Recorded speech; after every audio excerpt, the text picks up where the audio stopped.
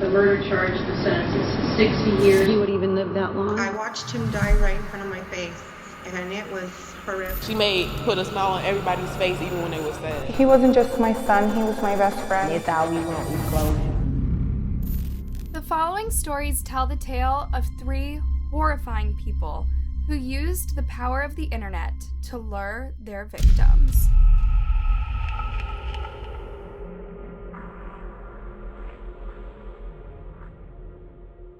Nicole Cable was a beautiful 15-year-old girl from Maine. She was well-liked and had a bright future ahead of her. Unfortunately, her beauty and charm caught the eye of 20-year-old Kyle Doby. Despite having a girlfriend of his own at the time and knowing that Nicole had no romantic interest in him, Kyle became obsessed with her. He knew he had to have her, so he came up with a horrific and bizarre plan that he hoped would make him look like the town hero, and possibly even win over Nicole in the process. The plan was to kidnap her and then pretend to find her. Kyle decided to create a fake Facebook page so that he could message Nicole without her knowing his true identity. The name he chose was Brian Butterfield. Brian was a real person. In fact, he was someone that Kyle's current girlfriend at the time had dated before. Nicole was also friends with Brian. Kyle's plan started out to go just as he was hoping. Nicole had no suspicions and truly believed it was Brian she was speaking with. By using this fake account, Kyle was able to persuade the teen to meet up with him so that he could give her an illicit substance. Kyle had the nerve to arrange for the pair to meet up at her own home in May of 2013. Nicole lived in a remote area. As planned, she left her home and walked down her long driveway where she expected Brian to be waiting. But of course, it was not Brian whom she would find there. It was Kyle in a ski mask so that she could not recognize him. He jumped out from the bushes, put duct tape around her body and over her mouth so that she couldn't scream. He then tossed the girl roughly into the back of his dad's pickup truck. It didn't take long for Nicole's family to realize that she was missing. Her mother, Christine Wiley, her stepfather, Jason Wiley, and her 3 sisters went to work immediately trying to spread the news of her disappearance and bring the teen home safely. Her picture was posted all around town, and her family worked with the police to provide any useful information they possibly could. Meanwhile, Kyle was continuing with the next portion of his plan, to get close to Nicole's family. While her distraught mother was trying to balance taking care of her children and doing news interviews, Kyle approached her and offered to babysit her younger daughters so she could dedicate her whole focus to finding Nicole. He appeared to be just another worried member of the community who wanted to help bring the teen home. He was initially interviewed by police about Nicole's disappearance, but this was not necessarily strange or unexpected. Plenty of other people around town had been interviewed as well. But Sarah Mersinger, Kyle's then girlfriend, felt like something strange was going on. She had a nagging suspicion that Kyle had done something to Nicole. She approached him about it, and sure enough, he admitted to her that he killed the teen. Initially, Kyle's plan had been to simply kidnap Nicole, plant her somewhere, and then rescue her, allowing her to come home unharmed. But things didn't work out like that. He claimed that when he got Nicole out of his trunk, he discovered she was dead. He said that it was because of the duct tape covering her mouth that she had been unable to breathe properly, causing her death. He later hid her body. While Sarah was disturbed by this information, she took time to process it and didn't go to the police right away. It was on May 20th, 8 days after the teen had disappeared from her own home, that her body was discovered in a wooded area. This initially started as a missing persons case, and sadly, it's transitioned to a homicide investigation, said Penobscot County Sheriff Glenn Ross. Tragically, she was not wearing any clothes when she was found. While law enforcement began the process of doing tests to determine what happened to Nicole and who had hurt her, the real Brian Butterfield caught on to the fact that someone was impersonating him. The very first person he imagined would do this was Kyle. Brian went to the police and told him his suspicions. He informed them that he knew Kyle had been romantically interested in Nicole and that she didn't feel the same way. Evidence was quickly building against Kyle, and there was nothing he could do about it.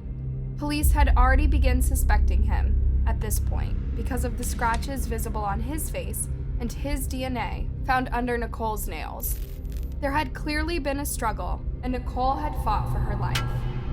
The moment that finally sealed Kyle's fate was when his girlfriend, Sarah, finally reached out to police and informed them that he had confessed to killing Nicole.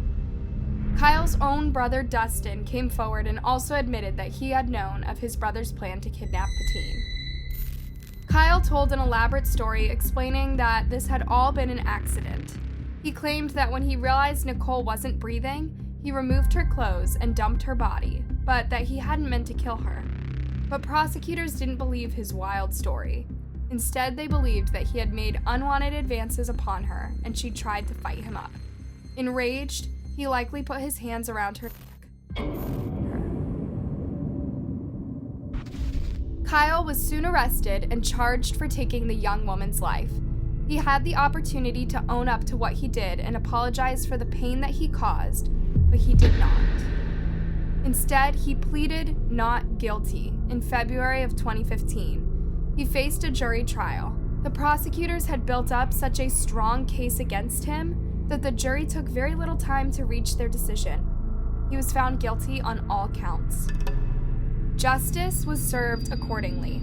Kyle, who was 22 years old at the time of his sentencing, was given 60 years in prison for the murder of Nicole and 30 more for her kidnapping.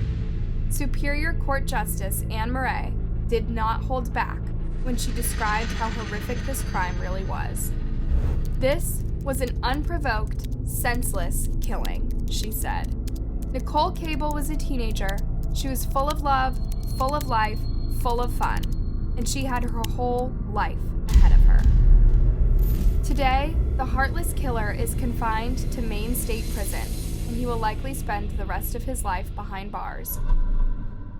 Unfortunately, Nicole's loved ones will also be facing a life sentence as they learn to live without her in their life.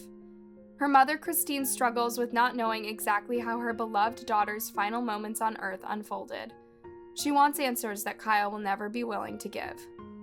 I need him to tell me and own up to what he did. Stop putting the blame on someone else. Take the responsibility. Man up. I need to know what her last words were. Was she screaming for me? Was she screaming for her dad? I need to know what happened, she said.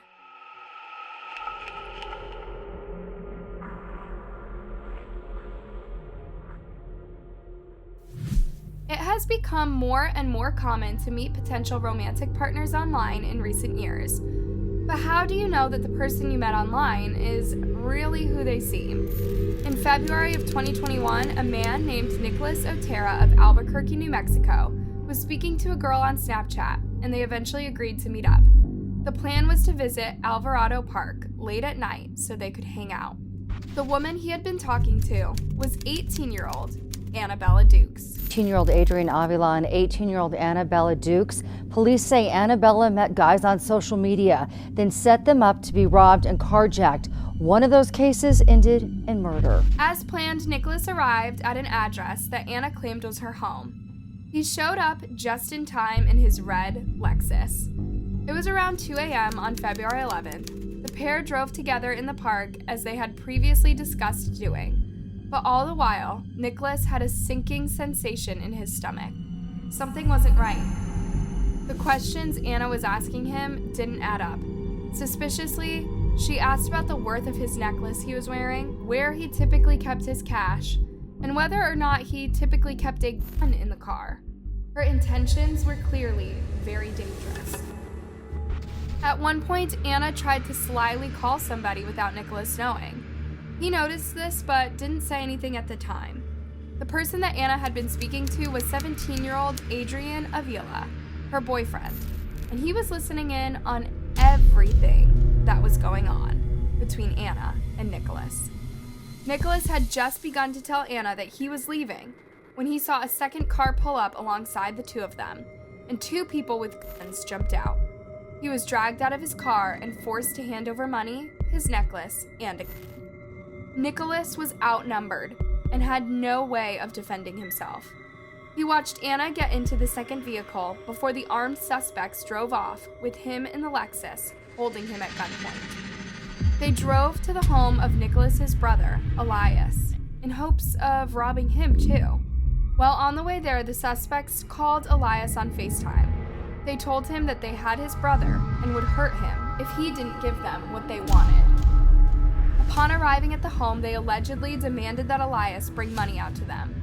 But Elias wasn't going to go down without a fight and was determined to protect his brother, and always stood up for those in need. His mother reminisces. He dedicated his life to law enforcement. He came out of his house with his gun drawn, but before he could defend himself, Adrian Avila allegedly fired at him, and Elias collapsed to the ground where he died. Heartbroken, Elias's mom saw it happen. I watched him die right in front of my face, and it was horrific. And he was about to get married.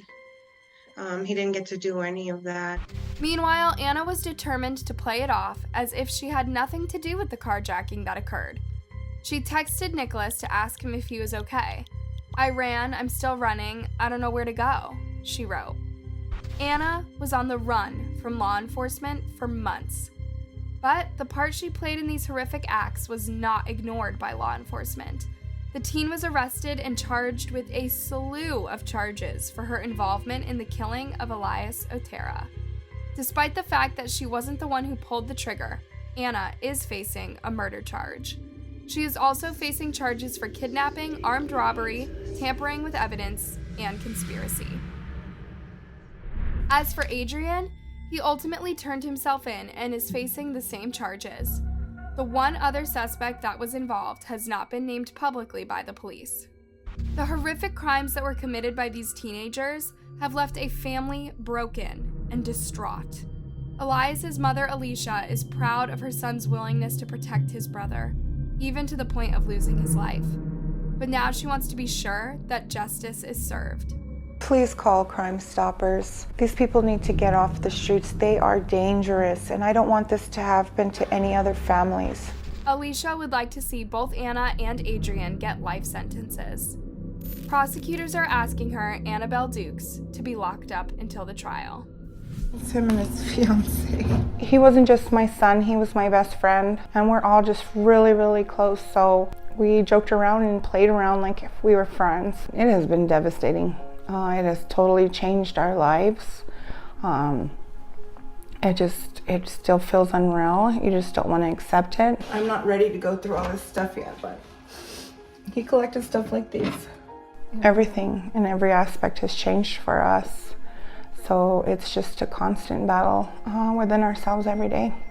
We need our elected officials to step up and handle this matter. I do believe we're having a crime crisis. I mean, we're all going through it, and I really feel like there's nothing to really help us emotionally.